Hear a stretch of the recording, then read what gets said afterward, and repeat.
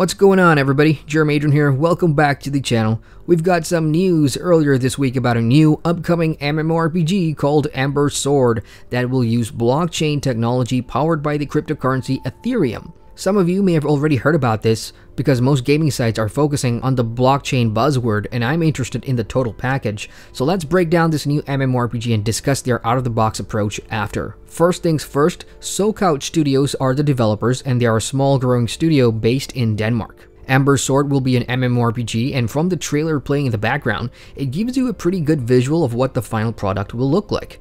And because that's the only video out right now, I do apologize in advance for using it a lot throughout the vid. So, it's got that vibrant top-down aesthetic and gameplay you'll expect from similar games in this category. And according to the developers themselves, inspiration comes from a crossover between Ultima and Runescape, and I'll throw in recent games like Albion Online 2 in terms of what systems Ember Sword will have. The game will be a persistent open-world fantasy universe molded by the players themselves. It will feature a classless combat system, and players can gather resources, build, and own land to shape the game, and you can even sell directly to other players via the marketplace, which means it's a player-driven economy, and we'll talk about that later on. There's open-world PvP in certain zones where you lose gear if you get killed, and most importantly, it's going to be a free-to-play game with an optional subscription. Other features includes plans for cross-platform, starting on browsers and a PC client with mobile devices coming later on, and there'll be an artist workshop too, where creative players can design models, skins, and emotes, the best of which appears in-game, and the designers will be rewarded. Now that we've got most of the current gameplay features out of the way, let's tackle the burning details here. How will a blockchain MMORPG like this work? Since it's a free-to-play game, where does the game make money from, considering there's no loot boxes or an in-game cash up? The answer comes from their Reddit FAQ, and the studio monetizes by taking a small cut from every player transaction in-game. Players are rewarded cosmetics and other goodies through PvP and PvE objectives. Simply play the game, and they can then sell these cosmetics to other players using pixel tokens. Pixel tokens will be the game's only premium currency that exists in a provable, limited supply secured by the blockchain. Simply put, there will be records of every pixel token owner and future ownership exchanged via transaction between the players. The other way is through that optional subscription that offers convenience and vanity features. In short, the blockchain tech, according to them, is the only way to make this game safe and non-pay to win, which is really their marketing slogan at this point.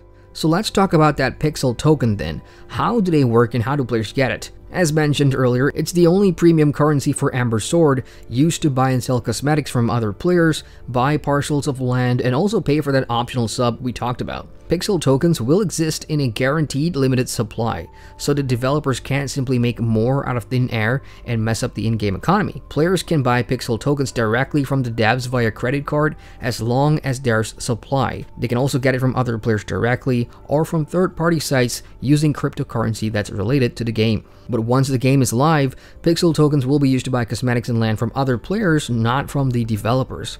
And neither land nor cosmetics impact the game in a way that makes it pay to win, even with that optional monthly subscription. That is the gist of Ember Sword, and after reading through everything, including their investors relations pitch, which you can go check out on the company's website, I gotta say, this concept is bonkers. It's just so out there, and what's intriguing me right now is I really want to see if they can pull this off. They've got the attention of the gaming media right now simply because of the marketing and buzzwords involving blockchain and cryptocurrency, but for me personally, to hell with that if the gameplay is crap. I'd focus on making that the real feature first and everything else after. From these gameplay footage we have so far, I gotta be honest and say, as an MMORPG enthusiast, there's nothing that screams, we're making MMORPGs fun, immersive again, worth losing sleep over again. And right now, all I see is the marketing saying, we're different because we believe a cryptocurrency-powered, non-pay-to-win MMO is what players really want. Is that the case though? Based on all the information we have here, how many of you are actually interested in giving this game a shot right now? I'm not sure how that will end up, but I wonder if they're alienating a large majority of interested MMORPG players because of the use of blockchain, and most MMO players probably are not familiar with that concept and understand it well enough, since there's not too many games out there in the spotlight that does this. So all in all, very interesting, and I'll keep my eyes out on this one to see how it develops and progresses. What do you folks think in the meantime? Will this work? Are you interested? Let me know in the comments section below. That's it from me. Hit the like button for more MMO news, and feel free to subscribe to the channel for more MMO content. Once again, I'm Adrian, and I thank you for watching. Hey folks, welcome to the end screen. Thank you very much for watching that video. If you want to watch more, you can click on the cards at the bottom here, and feel free to subscribe to the channel with the button down there, which will give you notifications on all my latest uploads. Later, Gator.